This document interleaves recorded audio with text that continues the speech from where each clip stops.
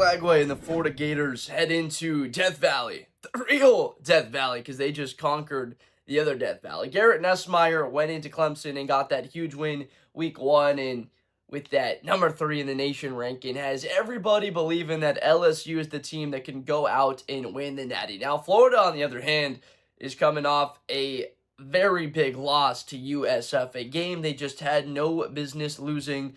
Obviously, so much talent on that roster. At home, they just were not able to close it out and pull away when they needed to. So obviously, the line is having a lot of attention for LSU. It's at 6.5. Now, we're going to break down, obviously, this matchup and ultimately come up with a prediction. I have my prediction in my head as of right now, and I'm pretty confident in what this game will be. Started off with the quarterback in DJ Lagway for Florida because the production just was not there. Let's just be honest. It was not working against USF. He was not able to run the ball well. There was not enough separation for his wide receivers down the field against South Florida. It seemed like on third down that they just struggled. That's because they did. They were 4 of 12 on third down on the day. That's not good enough. Total yards outgained by USF, 391 to 355. They need to immediately be better. That's all we need to get into. They control time of possession. That's why I felt like they were controlling the game. If you're a Florida fan, you really felt like you were going to win the game because they controlled time of possession. Didn't really seem like they were in danger. I know it was close, but it felt like they were in full control because of the time of possession element. But then USF completely flipped the script on them. For LSU, in that game against Clemson, we're going to talk about so far the marquee games, the biggest games these teams have played that have impacted where they are right now. Great defense, got after Klubnik. Not a lot of separation for a good Tiger receiver core. Ran the ball pretty well. Durham was good in the red zone.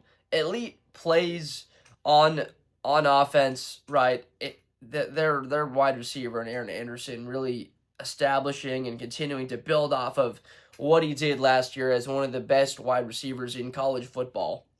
We know Nussmeier has that connection with him, but it's about the other guys, right? They've got a number of other players within that offense that we've seen a lot of production out of that have played well, and they did the exact same stuff last year, right? Of course, Barry and Brown had that touchdown called back week 1, a very good wide receiver. They can go to him a lot more. Of course, Trey'Dez Green, the freak tight end athlete, a beautiful touchdown grab on one of the best cornerbacks in college football, Avian Terrell. Going to him a lot, that's obviously a key because that type of athlete is such an advantage, and I believe that will be an advantage for them. Getting the ball to Green in the red zone on third down, having him as the target. It's not just Anderson or Brown with his elite speed. It can also be Green. If they have a great tight end with LSU complementing those core around them, that's where their offense will play great because they have not looked very clean. That's the number one knock. If you're Florida going into this game, why you should be confident is LSU's only mustered 40 points. There's teams that have scored 40 points and a half so far on the year. I know it's not against great opponents, but LSU, they haven't looked invincible on offense. Where they've looked invincible is on the defensive side of the ball, led by number 7. Harold Perkins is back, and he is better than ever. I mean, Harold Perkins and what he adds as an element to explosiveness off the edge, and it's something to behold. This kid is so quick in being able to make his read, making his decision to get after the passer, whether or not he's going to be dropping into coverage, coming down, filling in, and helping to stop the run. He adds that element, and him and Whit Weeks were flying around the field against Clemson, losing it, whatever, in that game, not showing up a whole bunch on the stat sheet. You could feel him having an impact on that game. Harold Perkins is the first guy you look at. He's the key on the defense because I think he's their best athlete and probably their best player on that side of the ball. If I'm Florida, you absolutely, if you're DJ Lagway, have to understand that you are not faster than Harold Perkins. He's probably, even though a lot of people might be upset by this, a better athlete than you. You're not going to turn the corner on Harold Perkins. And what will Perkins' responsibility be in this game? Spying DJ Lagway. They're going to try and take away Brian Kelly, Baker, right? Blake Baker's going to try and take away DJ Lagway's legs. Hey, DJ Lagway, apparently Florida, you guys got a whole bunch of weapons, right? You can run the ball decently, but I'm going to make DJ Lagway beat me with my arm. That's what we're going to do. And we have a player that a lot of people in college football don't. Ohio State, they got a guy in Caleb Downs that can take people away. We've got a guy in Harold Perkins that we think is the best defensive player in the Southeast Conference that can take away your best thing. And right now, it's appeared like it could be DJ Lagway's legs in taking that away. So that's immediately the game plan. You understand what that'll be. And it's not just him, right? It's the Weeks brothers. These guys are like they're on some type of drug, the way they go around screaming. They're just psychos, the way that they scream around the football field. Now, the positive sides for Florida. This kid at number 94 he's pretty special. As far as the defensive side, you guys know who I'm talking about. If you are a Florida, if you are a Florida Gator fan, you know who number 94 is. He is a pretty dang good football player. He had a sack and 2 tackles for loss against South Florida. I think he's a key. LSU lost Campbell. They lost to Emory Jones, those 2 tackles a year ago. The offensive lines look good. How do they hold up playing against number 94 and his impact? How do they hold up? They got, who I think is the best center in college football. Maybe him in Brailsford, right? I'm talking about Slaughter for the Gators. Great player in the interior. Probably not going to be having to go up against Tyreek Sapp. That's who number 94 is, if you didn't know. I guess some LSU fans. I'm just saying his name, guys. He son of Hall of Famer Warren Sapp, and this kid's really good. He's going to be probably a day 2 pick. Maybe he has that day 1 upside. The word upside. Mel Kiper loves that word. But the Florida Gators pass rush, their defense, the improvement, I do not see this being a high-scoring game, which makes me think 6.5 points is too many.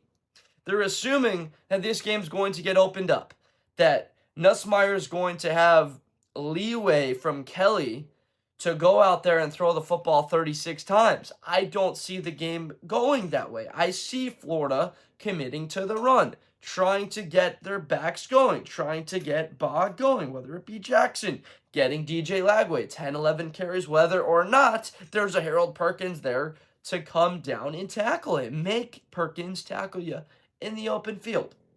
See if he can do it. Probably will be able to. And then we adjust.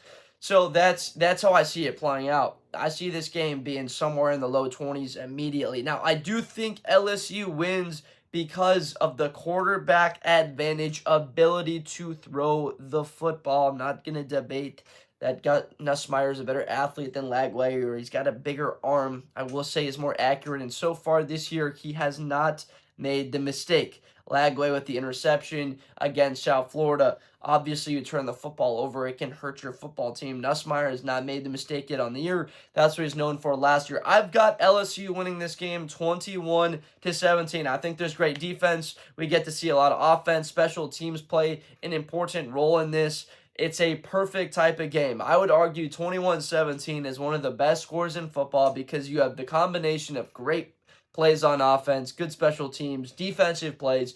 Everybody walks away happy. There's not too many points scored where the defense is bad.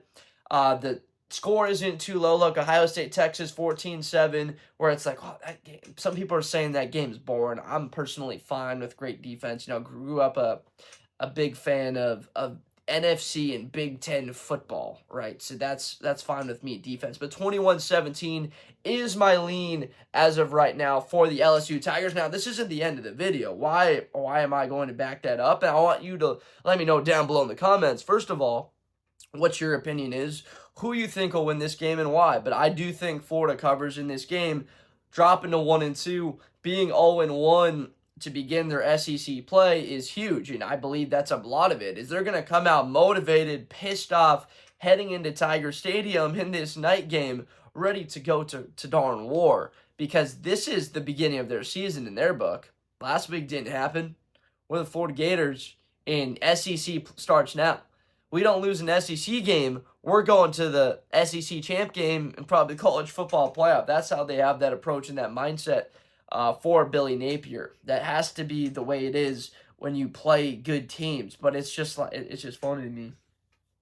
This schedule And they got Miami and then Texas and then A&M. Like, imagine they pull off this win against LSU. It's like, wait, we gotta go to Hard Rock next.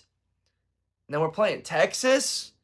Then we're at A&M. It's like, all right, wait, you still got Georgia.